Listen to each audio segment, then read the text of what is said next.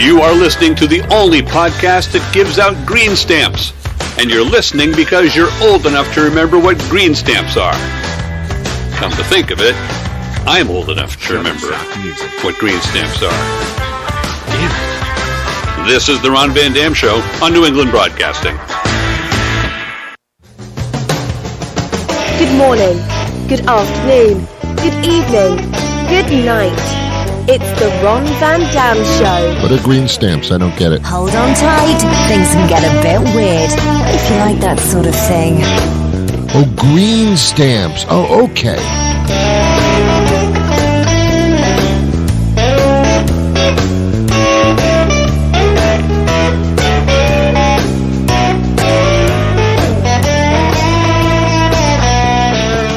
Millennials don't know what green stamps are.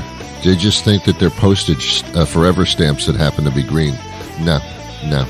It was when you went shopping, you got these little bonus stamps, and you'd lick them or wet them with a sponge and put them in a book. And then someday, if you collected enough stamps, you could buy a stick of gum. It was incredible.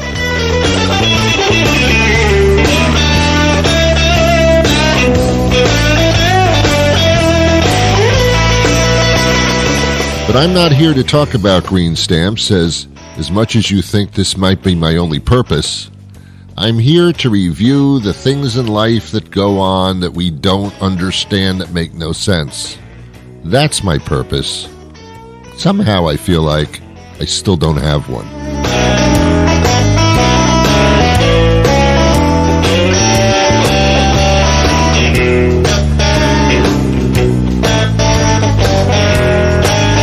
Thanks for being here. Thanks for stopping by. Make yourself comfortable. For the next half hour, I'll be entertaining you with my incredible wit. It's incredible. You won't believe it. So just sit down and shut up, and that's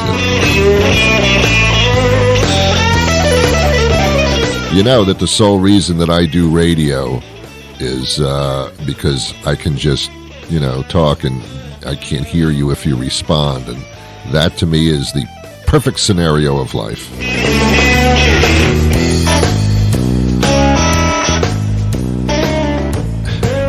All right. I don't know what day of the week it is, and I don't know what time it is, so don't ask me. I'm not familiar with your time period stuff. I totally don't understand this time zone thing. As you know, we turn the clocks in some direction on Sunday morning, Saturday night. It was 2:00 in the morning, assuming that everybody's asleep at that point. No, not if you're over 50 and you have to pee all night. You can see the clocks changing. So I don't know what time this is. I don't know what day it is. I turn my clocks backwards, then forwards, figuring what would be the harm then. I don't know. I have no idea what time, I'm late for everything, or I'm early, one or the other. I guess it's better to be early for something than it is to be late. So I don't know. I think spring forward, the clocks go forward. I think that's the little phrase they use. I don't know. Is that when you turn your mattress over, change your smoke detector batteries? I don't know which it is, something like that. You put a tooth under your pillow. I just don't get all these things we're supposed to do. So it's Thursday? What? It's Tuesday? Seriously?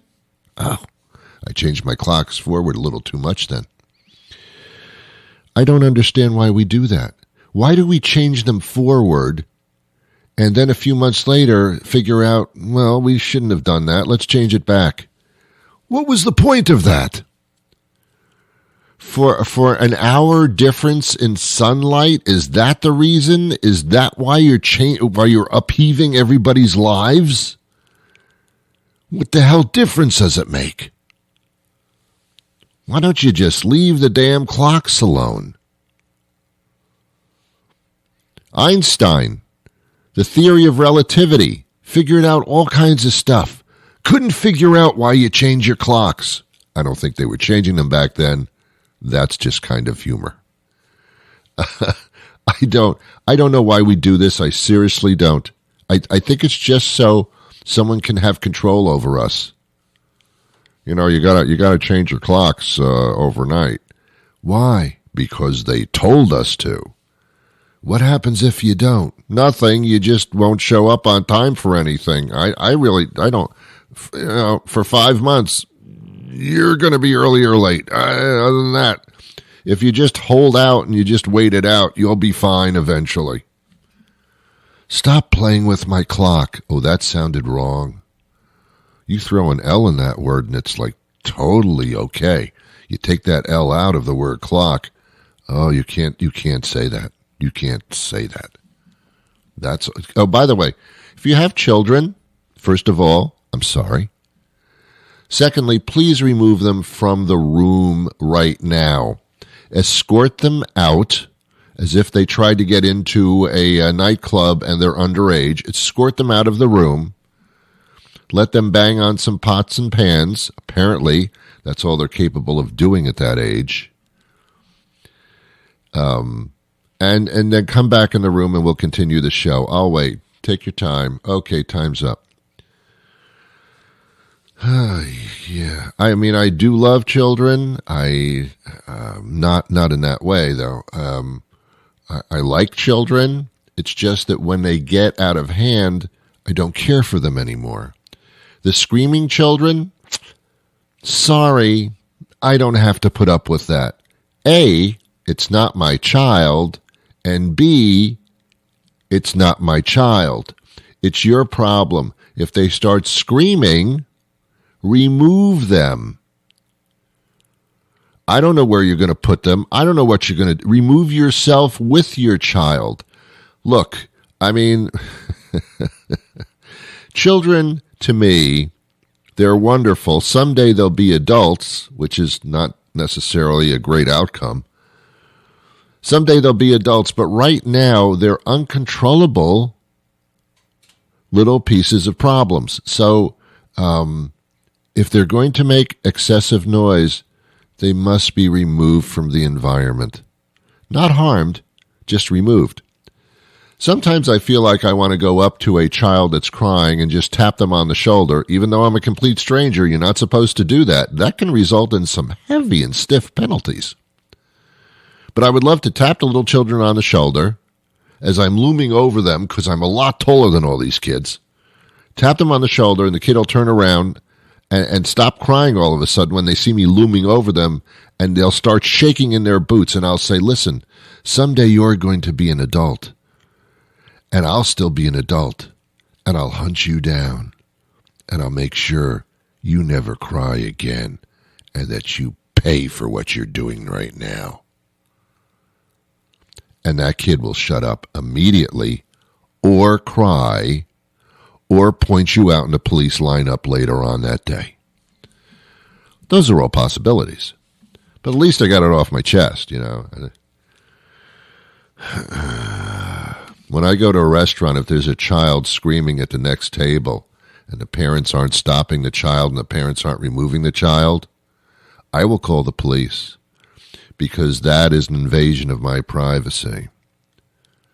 The police won't do anything. Perhaps they'll arrest me, but at least I express myself properly and I feel better about myself. You know, this is all a joke. I love children. Whew, that's just not true. I do love children. I love mine. Yours, not so much. Actually, not at all. I have this female friend. And she keeps saying, please come over to the house and you can see the new baby. And my response is, do you want me to come over to your house or not? Because I'm not coming over to see the new baby. Because it's not my baby. My excitement for your child is not on the level of your excitement for your child. The last thing I want to do is go to somebody's house, look at a baby, and then just sit there and hear the baby crying. That's not so, but Ron, that's a friend. You do things for friends. Oh, no. No, your supposition is wrong from the beginning. I don't know. Children are wonderful. They have to be raised. They have to be reared, and also from the front. And you change their diapers. They throw up on you. They pee in your face. Look, I mean, I know. I get it. That's part of the process. But do you have to do it like in public? No, you don't. And if somebody comes up to you and says, you know, that is the cutest baby I've ever seen. Your child is the cutest baby I've ever seen. They are lying to you. No, Ron, that really was a cute child. Okay, whatever. Sure. Continue the ruse. I don't care. That helps you believe what you're saying, I guess. All right. Children it's just a process. It's like when you get new shoes. They don't feel real well at first, and then you got to work them in, and then they feel a little bit better. That's like children. At first, it's like, oh, no. Oh, God. And then later on, when they get a little bit older, it's, oh, no. Oh, God. I don't know. I have no idea. Look, we were all children once, and we'll all be children again. I don't know what that meant. I have no idea. Some of us never grow up. Have you noticed that? Some adults never grow up. They're still acting unruly and ridiculous, even at 30 years old. These people should be removed from the restaurant as well. I don't know. Restaurants bother me. Restaurants really do bother me. I'm looking forward to the nice weather. There's a picture on the wall in my studio here of me. There are various publicity photos and things like that. And there's little holes in the photos from the points of the darts. And then I have one thing framed, and it's about like 25 years old. It's a picture of me. I went to some type of an outdoor festival, which is so much better than an indoor festival because you can walk around more. It was an outdoor festival, and they had a caricature artist. Caricature, difficult to spell and difficult to say. The word must be changed to cartoonist. There's a caricature artist.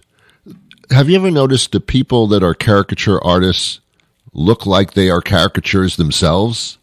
They're always odd-looking people. They're people that, and if you're caricature artists, I'm not insulting you on purpose. The caricature artist looks like they were drawn incorrectly as well. Or like there's just like nothing else to do in life but draw people unsuccessfully. So anyway, so I'm sitting there. So this caricature artist says, yeah, for $10, I'll, say fine. So I sat on this annoying stool where the top of the stool was really not sufficient enough to clear the crack of my ass. It was very uncomfortable. So I don't know if my face looked really nice at that point. I'm sitting on this stool, and this caricature artist is facing me. And the paper that he's drawing on is tilted up, so I can't see what the hell he's doing. The supposition when you have somebody doing a caricature of you, drawing your face, the supposition is that you're going to look damn good now. You're going to look damn good. And when they're finished and they hold it up and say, $10, please, shock infiltrates through your body. And you say to yourself, and sometimes out loud, is that what you think I really look like? If you have a nose, it has been exploited all over your face. Yes, exploited, exploded, whatever, still isn't a great thing. If you have any wrinkles or lines on your face, they become gigantic chasms. If the shape of your face is anything but normal, it will be accentuated to the extreme. Here's what caricature artists do. They look at your at your appearance and all the nasty, horrible things about it, and they accentuate it. It's, why would anybody have this done? God forbid you should be wearing a bow tie at this time. Oh, my God, that thing will look like a Soupy Sales clown deal. Oh, my God. So there's this caricature of me. It's actually not so bad. but it hangs on my wall. Why? Because I paid $10 for it, and it's got to hang somewhere. It reminds me not to ever have anybody draw my face ever again. Why do I not rob banks, steal cars? Because the police may hire a caricature artist to do a rendition, and that would be my wanted poster, and I don't want my nose to be drawn that large. It's one thing to rob a bank, it's another thing to be publicly disgraced and humiliated. Caricature artists really should be, there should be warning labels on their forehead. Don't pay to have this done unless you're like totally not sensitive at all. Because it's just damn scary. It's just damn scary. They have caricature artists at kids' parties. Kids don't know what they look like. They have no idea. They don't care. Adults, oh man, do they care. Oh God. It's amazing that after a party, the caricature artist, or after a festival, the caricature artist isn't like surrounded by a group of angry patrons who are willing to beat the crap out of you. Did you do this picture of me? Why, yes, I did. You son of a bitch! Yeah, it's not good. It's not good. It's not it doesn't make you feel good about yourself. It points out all your facial problems. And who likes that, huh? Who likes that? You don't walk around showing people what a caricature artist did. Hey, look, this caricature artist. Look, see that little pimple on the side of my cheek? They made it out to be a volcano. Isn't it funny? Spurting all kinds of stuff out of the volcano, pus and everything. It was so funny. That's so funny. What a great caricature artist. Whoa, so funny. No, not funny. All right, my guest joins us momentarily. My guest is not a caricature artist. So why did I bring this up? Because it killed about 10 minutes. My guest joins us momentarily, but before the guest does join us, we take this tiny little break because I need to have a sip of water or something. Gentlemen, you know that when you decide to get engaged, you'll be making one of the most important investments of your life. Think about it. From the moment you get down on bended knee and present the ring, how much you actually love someone will be judged solely on the size of the stone you buy.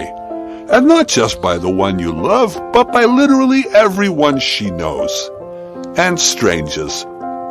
At Schlickashek the Jewelers, we know that when you're about to cough up what amounts to a few months' rent to obtain the exclusive naming rights to a vagina, you want to be able to be sure that you've made the best choice. So if you've decided it's time to staple gun your man tackle to a single hitching post and to never be able to experience the simple joy of a meaningless hookup without handing over half your stuff, come to Schlickashek the Jewelers and see our amazing line of certified high-quality shallow female ego strokers. Take it from me, Herbert Schlickashek. I'm not just your local jeweler. I've been married 6.5 times. Vegas marriages, boys. Very easy to annul when the shrew goes south on you. And she will. Lee Woodman joins us now. She's got a very interesting series that's being released. Thanks for being with us, Lee. My pleasure. Your background is most fascinating and respectable. My goodness, you've just been involved with every facet of the media. I know. Well, you've been doing this a long time, too. Well, yeah, the longer you do something, the more you do, I guess. Is that what it is? Exactly, I guess so. Yeah. All right. You've been writing for quite a period of time, too, which involves a lot of your work anyway. But when did you start writing the pieces like this? Well, it's interesting. I've written all my career in radio and television and working in museums and education, but I didn't start writing poetry exclusively until I was 66, and that was Wow. 6 years ago. And it just, I was totally smitten. I realized that it kind of pulled together everything that had to do with art in my life. Yeah. Let me ask you a question, Lee. And by the way, you sound like you're 25, so that's wonderful. But if you were like in your 20s or early 30s, do you think you could have written like you do now? No. There you go. Yeah. No. It's, so many things played into what poetry is for me. And the first thing was an early childhood in France and India, where, I learned different languages, and the power of words was, very important to me.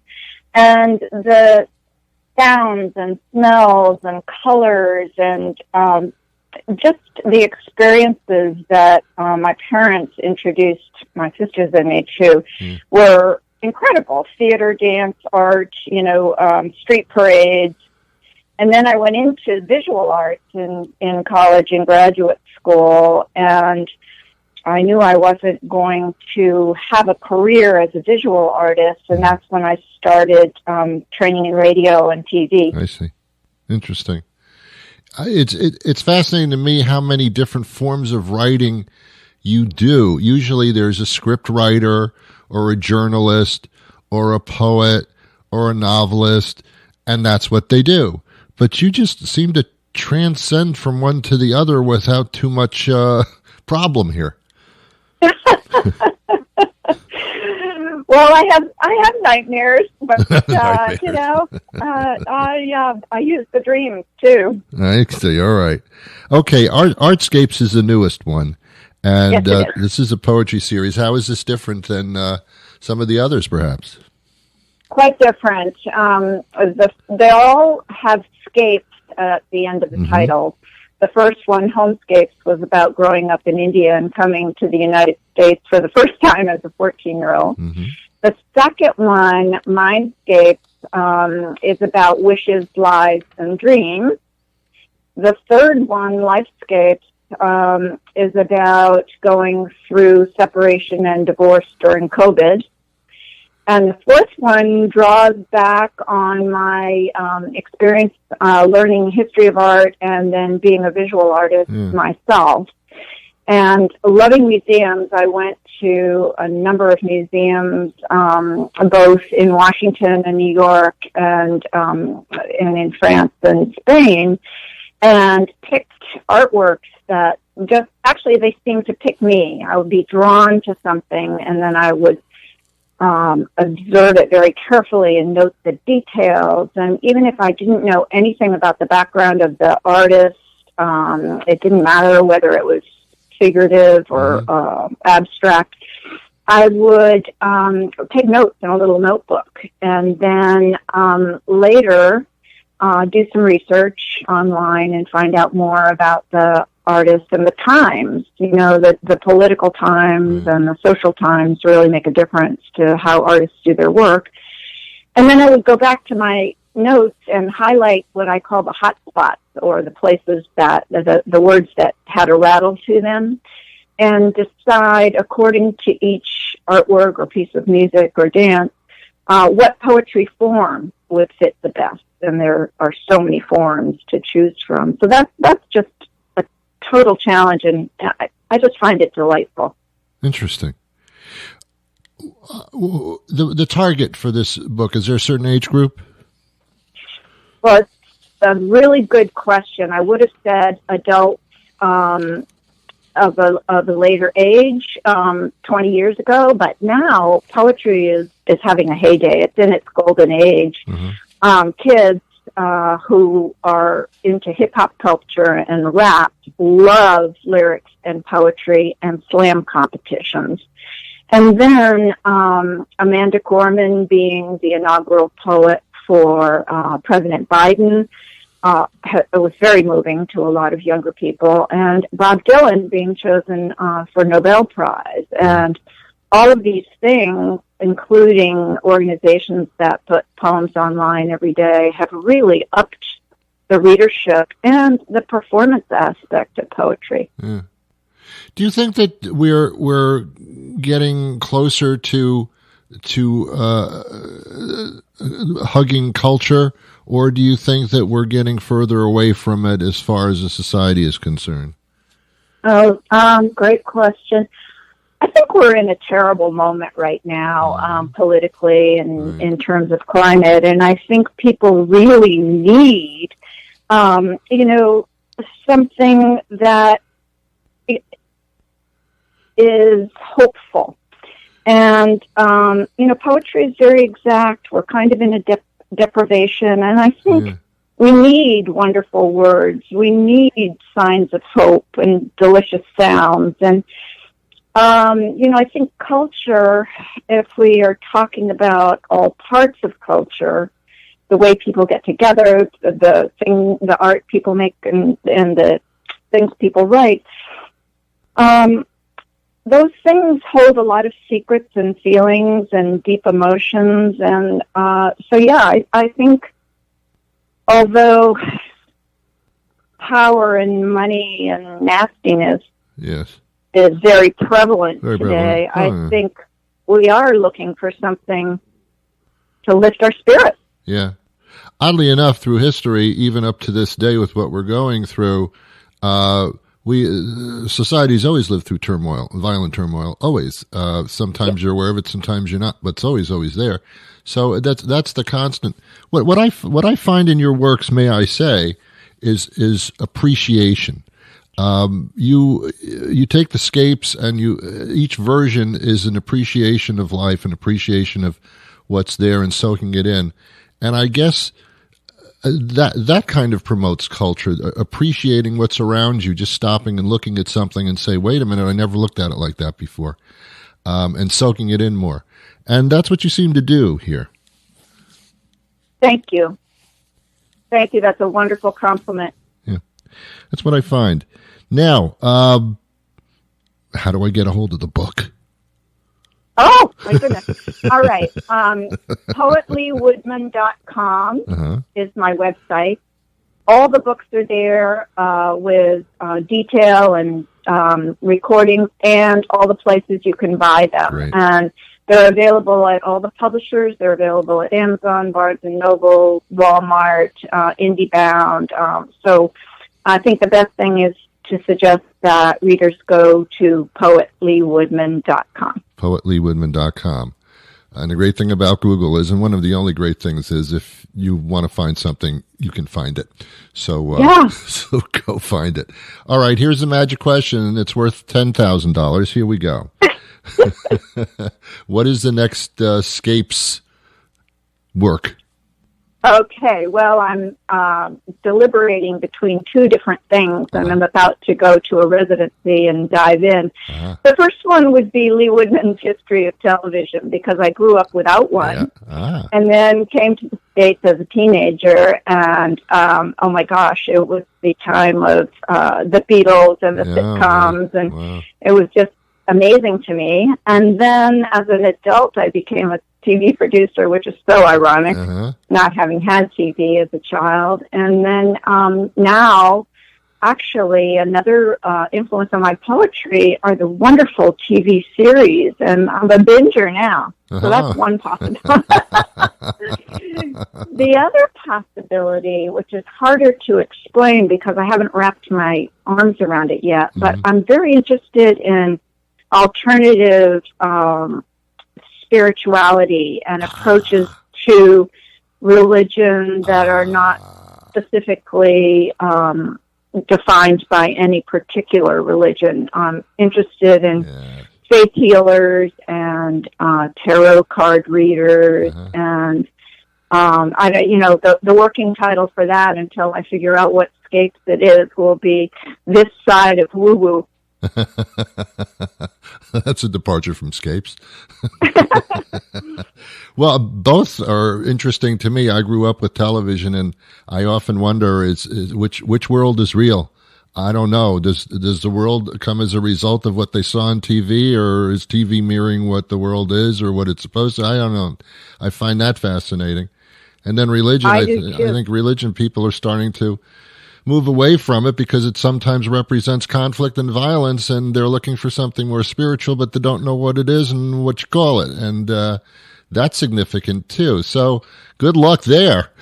Well, I may be calling you for ideas. Yeah, okay, anytime. Lee Woodman, thank you so much. One more time, that website. PoetLeeWoodman.com. Perfect. Pleasure speaking to you, Lee. Well, that'll do it for me today. You've been wonderful as usual. I'll be back again tomorrow with a brand new show. How does he do it? Well, apparently he doesn't. The quality may suffer, but the quantity is there. Until tomorrow, I wish you peace.